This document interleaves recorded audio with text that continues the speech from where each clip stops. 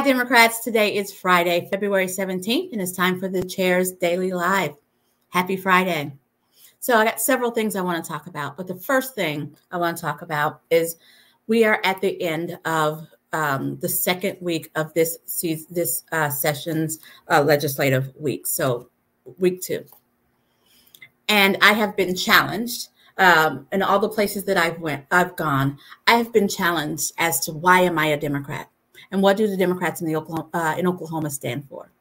So I'm going to remind you, and I'm going to say it as full-throated as I can. Democrats in the state of Oklahoma stand for well-funded public education, access to affordable health care, no matter your zip code, and access to economic opportunity. That's good jobs, and that's affordable living so that whatever money you earn, you can actually use for real things. That's what we stand for. It's not that hard. It's not that hard.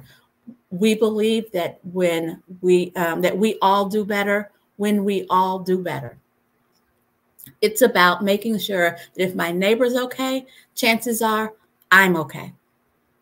That's what Democrats in the state of Oklahoma stand for. It's not that hard. I had someone ask me to my face if being a Democrat in Oklahoma was hard, and were there parts of being a Democrat in Oklahoma that gave me angst. So I'm going to answer the question for anybody who's watching. The parts that give me angst is when we fight each other. But when it comes to our platform, there is not a part of our platform that gives me angst. I believe in well-funded education. I say that as someone who is not a parent. I believe in well-funded public education, not this voucher scheme, not this thing where we're going to create a caste system where the kids who have are going to do very well and the kids who don't have are going to suffer. Where everybody, no matter your zip code, has access to health care. Hospitals continue to close in the state of Oklahoma. Hospitals continue to lay folks off and thus be less able to handle the patients as they come in. We're not talking about that.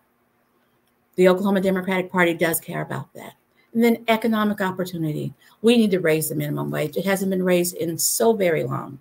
And a good 60% of single Oklahomans making minimum wage are unable to afford housing, unable to afford reasonable housing. That's the situation that we're in.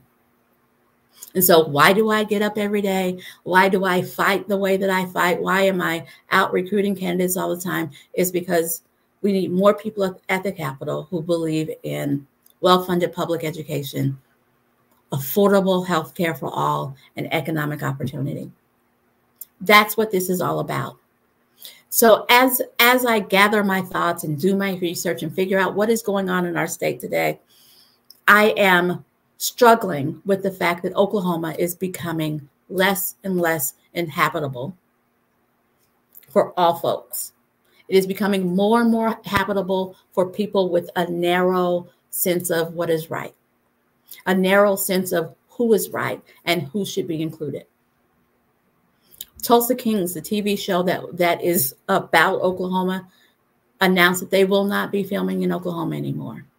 We keep losing contracts of people who say they want to come to Oklahoma, and then they investigate what's going on here, and we don't get those businesses. I personally know 3 people who, because of the legislation that is being that's being heard in the last 2 weeks, are packing up and leaving our state because of the legislation. Because of bodily autonomy, because there are some in our legislature who are obsessed with which bathroom children use, how children comport their bodies. Those are the things that are making Oklahoma not inhabitable. I live here on purpose.